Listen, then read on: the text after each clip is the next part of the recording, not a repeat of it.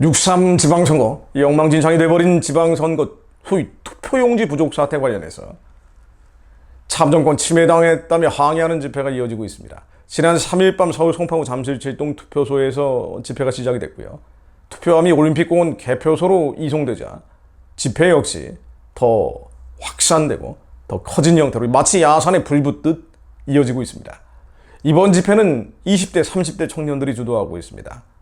선관위 잘못이다. 어떻게 이럴 수가 있느냐. 단순한 부실 선거 관리가 아니고 부정선거 의혹이 너무나 강한데 설령 이게 부정선거라고 단정짓지 않는다 해도 너무나 많은 의혹이 제기되고 있으니 진상규명해라. 책임자 처벌해라. 선거의 공정성과 국민 참정권이 침해됐으니 회복해야 된다. 이런 목소리들이죠. 놀라운 것은 광장 여기저기에서 예배, 찬양, 기도가 흘러나오고 있다는 겁니다. 제가 아는 목사님들, 특히나 젊은 목사님들, 청년들과 함께 대거 참여하고 있고요. 또 그리스도인 청년들이 삼삼오오 모여서 가서 예배하고 찬양하고 기도하는 일들도 이어지고 있습니다. 폭력, 무력, 완력이 아니라 예배를 통해서 하나님께 직접 호소하는 거죠. 역사를 주관하는 분이 하나님이시며 기도가 하나님의 마음을 흔들어서 역사가 움직일 것을 알고 있기 때문입니다. 여러분, 기도가 역사를 움직인 사례들, 폭력, 무력, 완력이 아니고요. 기도를 통해서 역사가 움직인 사례들. 여러분들이 가장 잘 아는 사례가 바로 동독의 붕괴입니다. 니콜라이 월요 기도회라는 게 있었죠. 동독 지역에 있는 라이프치 성의 니콜라이 교회에서 1982년부터 매주 월요일 오후 5시에 이른바 평화를 위한 기도회가 개최가 됐습니다. 처음에는 얼마 안 되는 인원이었는데 한 7년 넘어가서 1989년이 되니까 어마어마하게 많은 사람들이 모여들기 시작한 거예요. 그리고 1989년 가을 수만 명의 시민들이 예배당을 넘어서 광장을 메우기 시작한 겁니다. 그랬더니 동독 공산당이 긴장을 했죠. 무장을 하고 또 비밀경찰, 슈타즈와 군인들이 진압을 위해서 투입이 된 겁니다. 찬양을 부르고 촛불을 쥐고 기도하는 성도들 앞에 무장병력이 대치를 한 겁니다. 그런데 단 한 발의 총성도 울리지 못했습니다. 그리고 이들은 모두 무장 해제됐습니다. 훗날 동독의 한 고위관리가 왜 공산 정권이 무너졌느냐, 그 이유에 대해서 이렇게 얘기합니다. 우리는 모든 폭동과 시위에 대비한 완벽한 진압 계획을 가지고 있었다. 그러나 단 한 가지, 촛불과 기도에 대해서는 아무런 대책이 없었다고 말합니다. 촛불은 이런 데 드는 거예요. 이런 데 드는 겁니다. 거짓 선동할 때 드는 게 아니고 말이죠. 기도가 역사를 움직이고 폭력, 무력, 완력이 아니라 가장 평화적인 방법으로 하나님께 호소해서 하나님께서 역사를 변화시킨 또 다른 대표적인 사례, 바로 루마니아 혁명입니다. 동유럽에서 가장 잔혹했던 독재자, 냉전 시절 가장 사악했던 독재가 바로 차우체스크 동독의 지도자입니다. 자, 그런데 한 개척교회 목사님을 지키기 위해서 성도들이 예배와 기도를 하기 시작했어요. 바로 라슬로 토케스 목사라는 분인데 정부의 억압에 맞서서 지질 설교하던 개혁교회 토케스 목사를 강제 추방하려는 사건이 있었던 겁니다. 그랬더니 1989년 12월 성도들이 예배당과 목사관 주변에 인간 사슬로 에워쌌습니다.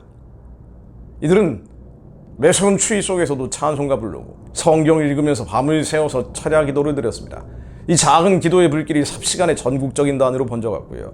결국 무소불위의 권력을 휘두르던 독재 정권, 불과 며칠 만에 산산조각이 났습니다.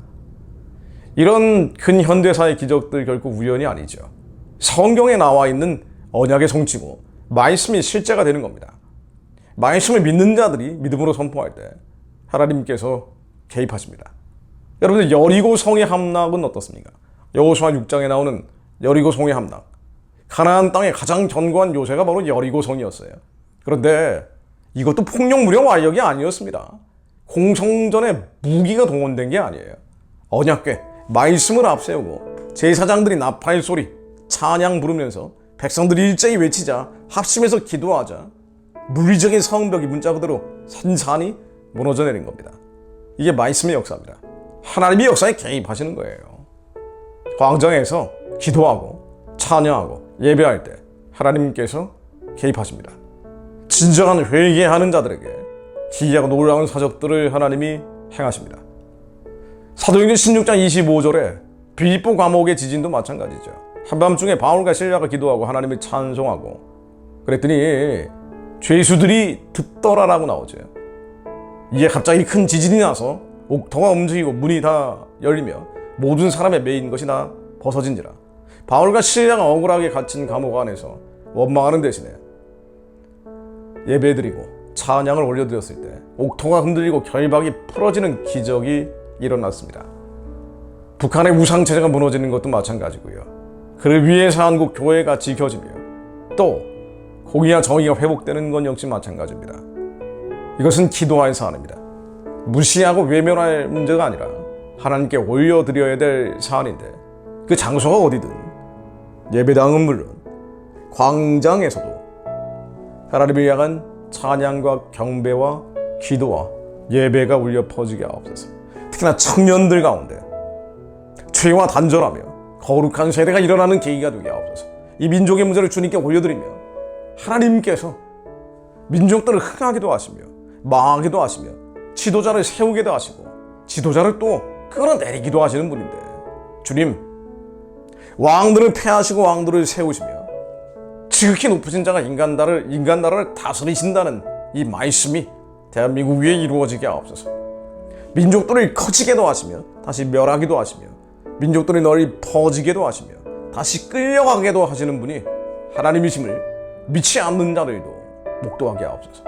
그렇게 대한민국이 회복되게 하시며 회복된 교회들을 통해 북한의 우상체제가 산산이 무너지며 2천만 노예동족들을 해방하고 구원하며 살리는 자들과 함께 땅끝까지 복음 증거하는 주님의 놀라운 일들이 이 민족 위에 열방 위에 이루어지게 하옵소서.